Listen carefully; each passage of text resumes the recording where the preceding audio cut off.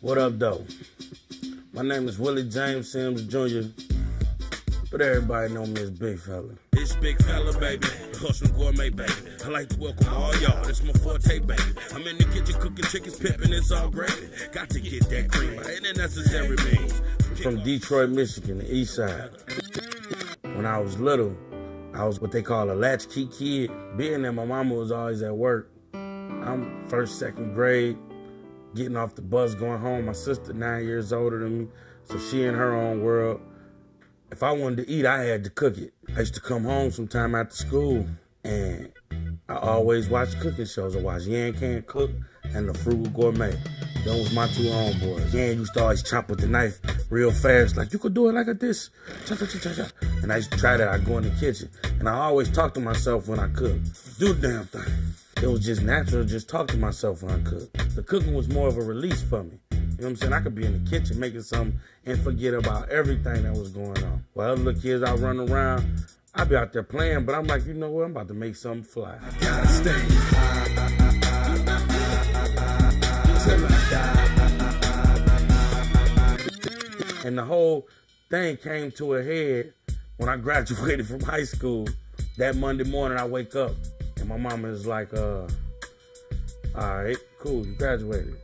She was leaving out little pamphlets for job applications and people's numbers, like, call John and hook you up at American Axle. You can go down there and work at the plant. Come on, go on, you gotta do something.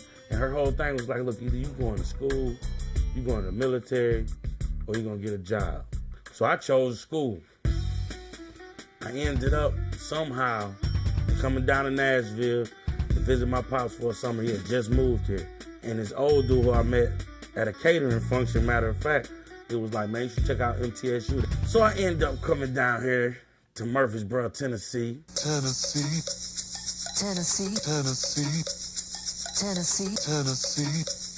Tennessee. Tennessee. Tennessee. So one day, I'm in my dorm room, my on-campus apartment, Scarlet Commons, and I'm in the kitchen. My man Mike D was on the couch playing video games, windows up, breeze coming through, sun shining. It was a holy moment. The Lord was looking down and shining upon me that day. I made the food. I take it over to Mike D, like, Mike D, I made him a plate, a pretty plate too, like I was trying to be a chef. Cause I even put the little parsley tips on the side, sprinkle some oregano around it, like, yeah, baby. When I'm done, get the plate. I made it look flat like I used to do. Took one over to my homie, Mike D, like, boom. He was like, damn, man, this good as hell. I'm like, man, I should get a cooking show. He like, no, you ain't gonna get no cooking show, fool. What make you want a cooking show? I'm like, I don't know, man, it's fun. Sitting in the kitchen cooking, might as well tape it. So we called around MTSU in Middle Tennessee State.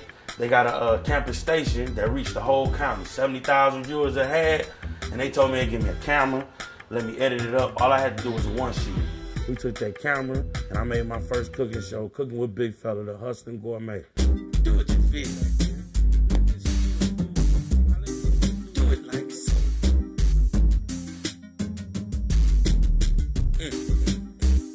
Do the damn thing.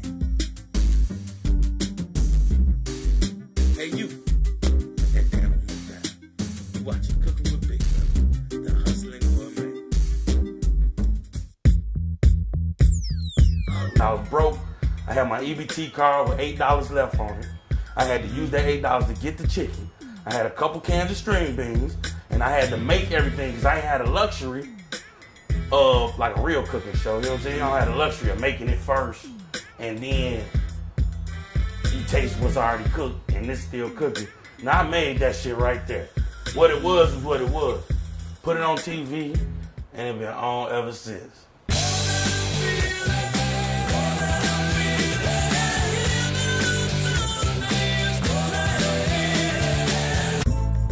So I'm in Scarlet Commons.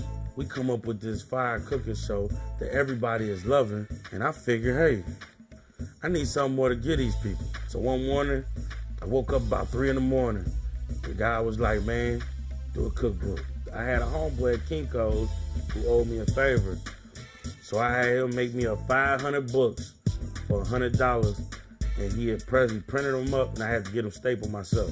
I had a lot of different little recipes that I've been making in there, and I was coming up with the fly names, because personally I am fly, so anything I spit out my mouth seemed to have some kind of coolness to it, and my recipes was regular food with a little touch of love and a fly-ass name. Like I had the Sticky Icky Chicken. Now, Sticky Icky Chicken is nothing more than fried chicken with a sticky icky barbecue sauce where I mix a few different sauces together, put a little honey in, a little brown sugar, and now it's sticky icky. So now I'm like, I got these 500 books. I could sell them hand to hand like I was doing. But I was like, man, I need to figure out some kind of distribution. So it's a spot that everybody had to pass on campus called Dwight's Mini Mart. Mr. Dwight. Hey, Willie. How you doing, man? I'm fine. How are you? Man, I'm doing good, man. Willie used to be a customer. He'd come in almost every day and buy product. And I got to know him through that over a couple of years. He was always cool. I was always in there buying blacks. And then one day he came to me and asked me if I'd be interested in selling his cookbook. So I told him sure, I'd give it a try. And it turned out to be very popular.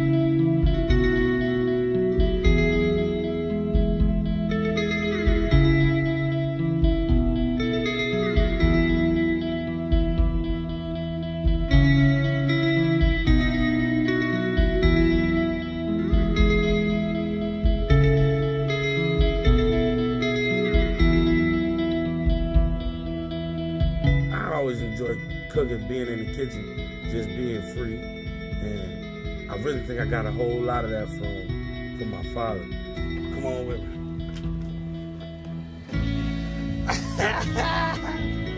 What's up, Pops? What's going on, man? This is my Pops right here. Now, we weren't always around each other for my whole life, but you know, some things you just get. He can really cook. My Pops can throw down. He really gets down. Like, he cooks for real, for real. We do our little catering thing where we own it 50-50. Yeah, right. And I make the decisions. Yeah, okay. I'll make the decision. I play too much. If he'll respect my mind, we can get more money. It's money in this food game, baby. You understand? Like, our whole culture done been sold. You know what I'm saying? We light it up, strike it up, press it up, ship it out every day. Through hip-hop, through the music, through what we drink, through what we say becomes cool. I figure I want to be the first one to let them know what we eating.